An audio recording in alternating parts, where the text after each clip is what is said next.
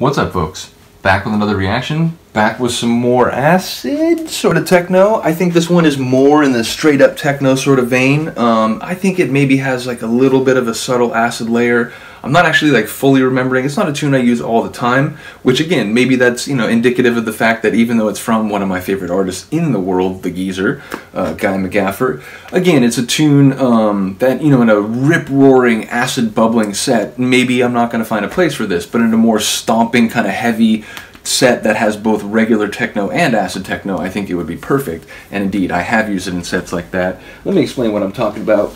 We're also going to listen to a tune, the same tune, that has Jello Biafra's voice in it. Jello Biafra, if you didn't know, lead singer of the Dead Kennedys, one of my favorite bands, you know, band I discovered early on, sort of on my own, and just, you know, because obviously it's a name that I'd heard. I saw people with the shirts or whatever when I was like 13, 14, and then when I got into punk rock through bands like Propagandhi, I eventually discovered Dead Kennedys and, you know, Subhumans. As you can see, I got Subhumans fucking everywhere. There's two here. You probably can't even see the other one. Massive fan. Dick Lucas, like, one of my human heroes, and I'm cautious about having human heroes. But Jello Biafra is another one, and he's lead singer of the Dead Kennedys. That's Fresh Fruit for Rotting Vegetables. That's Plastic Surgery Disasters. Frankenchrist is over there. You got Bedtime for Democracy. Again, I'm a huge fan. And he does a lot of spoken word, and I have many of his spoken word albums on CD. A few of them I ended up losing when I moved one time. It was tragic, but I still do have a few of them. I've seen him do spoken word in person. What was it, at the Gallery? It was some venue in LA. And I saw him do spoken word there, and I think like it was a double bill with Tammy Faye Baker, and if anyone can explain to me how that happened, let me know. But regardless, this tune by Geezer, Smitten 48, let's give a shout out once again to the Smitten label. Shout out to Steve Smitten, fan of his tunes, fan of the label. This came out, what year would this be? Does it say on here? I'm going to have to look this up, because, oh wait, is that it? Yeah, 2002. Or no, sorry, 2001. It's 2001. So yeah, this is a tune called Shut Up, and it uses that famous, I forget which spoken word album it's from. It's not High Priest of Harmful Matter. Is it, oh, it's the one with, maybe the one with the toilet on the front. Yeah, I forget, it's one of his earlier ones, I want to say, but it's where it's, you know, he's essentially like creating and imagining a, you know, dystopian American, you know, futuristic nightmare in which like the most draconian, authoritarian, and fascist measures have been instituted. So, you know, good for like a dystopian sort of vibes techno tune. So here we go. This is Shut Up by the Geezer on Smitten 48, 2001. Let's get it. You're like, stop gabbing and let's get it indeed. Shut your mouth, boy.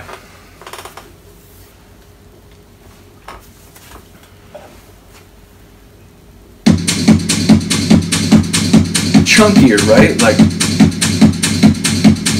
again, I can hear the middle phase Geezer already. It's, you know, it's a different sound than a lot of those organ grinder, Smitten, you know, Prozac bubblers.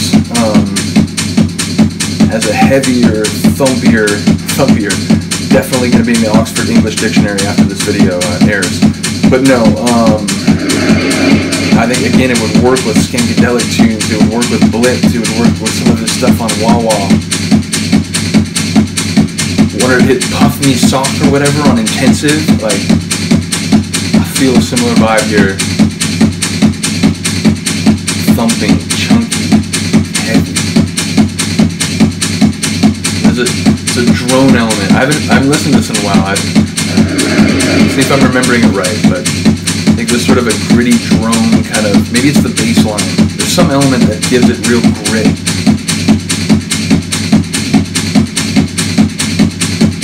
I'm not wandering into uncharted territories, but I am going back to a place I haven't been in a while. See if they've done any remodeling since I've been there, any gentrification.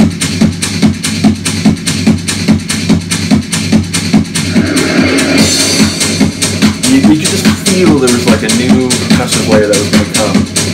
Now we got a nice little hat clap rhythm. And it's kind of like, it's like this breathy sort of like synth or like percussive layer. I think it's just kind of percussive sonics working with each other.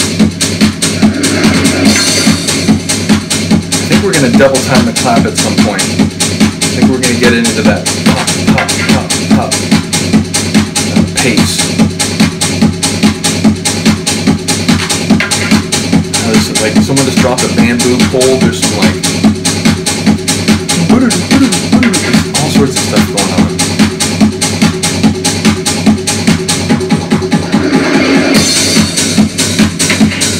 Cleans it up a little bit. I feel like people who like the raw label would be into this. Like even, you know, even if not much else happened, I feel like this kind of fit well with some of those tunes. Here we go.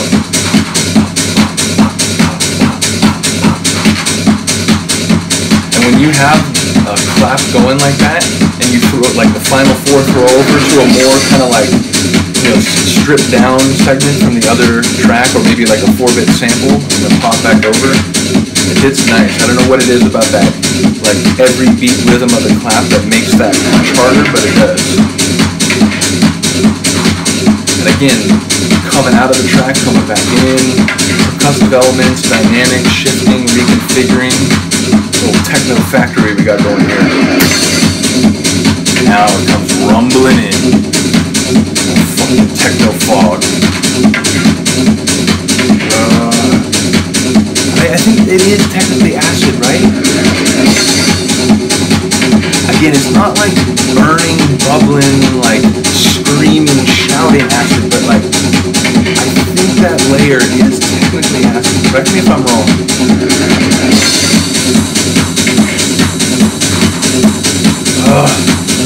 Cymbals adding a lot. There's the double time clap and the cymbals and that rumbling techno fog. It's very dystopian, which again, when you get to the sample, it's like, yo. Now, full disclosure, I don't have the Day of the Drummer remix. I'm sorry. Sorry. I know a couple people who do. Shout out to them. I envy you, not in like a jealous way, like play it, people need to hear it, but yeah, I don't have that one, so maybe one day. They go for like $100 on Discog. The right situation presents itself, great, if not, I apologize. But hey, let's rock with the old school. There is my guy. There's my fucking gritty drone, come on. Coming out of like this twisted filth box. It's like, oh, have you ever droning? Oh, fucking hell. I think we just all got like radiation poisoning, but whatever. Let's rock out. Little washed out fucking Jello sample, anyone? Insurance agents or attorneys, shut up. Do not attempt to think or depression may occur. Stay in your home.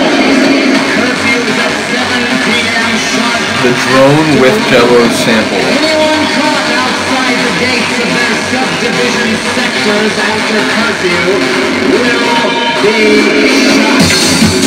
Remain calm. What?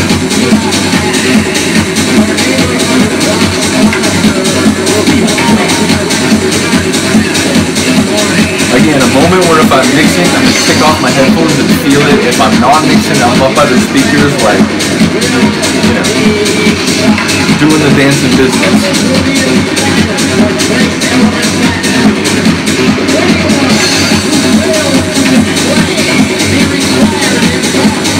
High sonics coming in.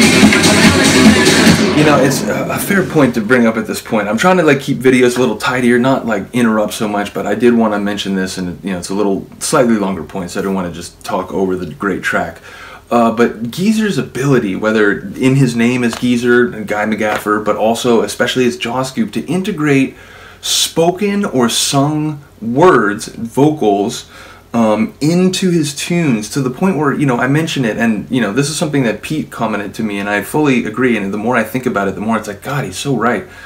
There's so many tunes where Geezer like takes a vocal, or in this case, you know, it's from a speech, but in other cases, like for Jaw Scoop, it's with like an actual like musical tune, like another song, and he's like takes like techno and acid-techno rhythms and like grafts them together at such high heat and intensity that like they're seamless. Like it becomes this new thing, but it's built out of, you know, the acid techno sound or the techno sound that he's been making for years, but he takes other pieces of music and grafts them together just seamlessly.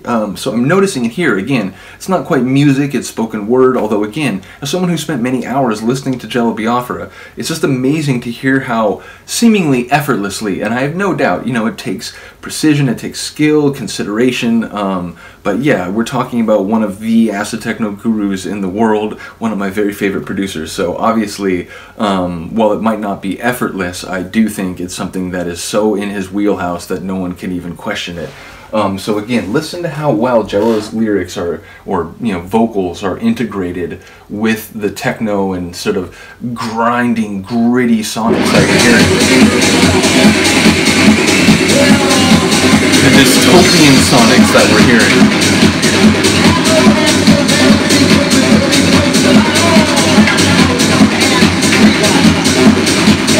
Totalitarian, right? Not just authoritarian, which relates to the style of governance, but totalitarian, meaning the reach through society and culture which the government, you know, presses their ideology, their nomenclature, their control.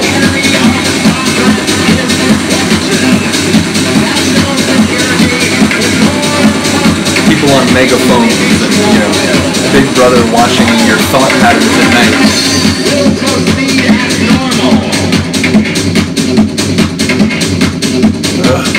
That rolling, rumbling, fucking techno fog.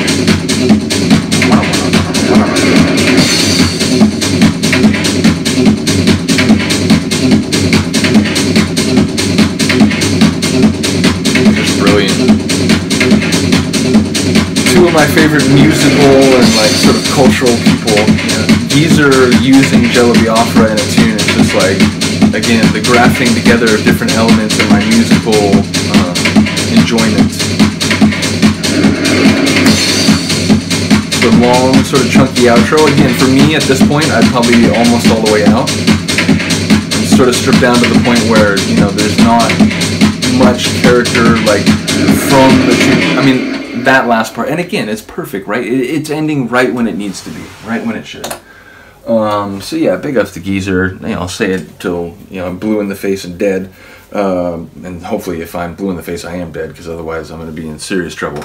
Nevertheless, he's just an amazing producer, like right at the top of the sort of pantheon, the, you know, sort of the elite level. You know, there are many people up in that level, but, you know, he is perhaps in some ways first among equals, just in terms of the acid techno sounds that I like, that sort of, you know, and again, it's like 3 different phases that I hear in his work, which again, maybe other people don't hear that, maybe even he wouldn't agree with that. Again, music is a sort of interactive thing. It doesn't always, you know, people don't have to have the same subjective experiences or understandings.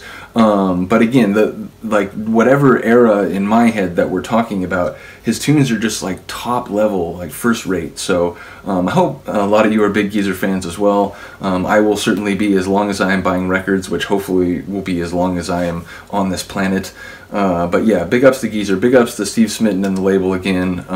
Such a fan of the label. I've talked about it so many times, like that label, along with Rootmaster, along with Stay Up Forever, like they made me the acid techno fanatic, the acid music fanatic that I am today. So again, shout out to Steve Smitten for this label. Hope you enjoyed. Let me know if you did. Other than that, have a good day, have a good night, and I will see you next time. Peace.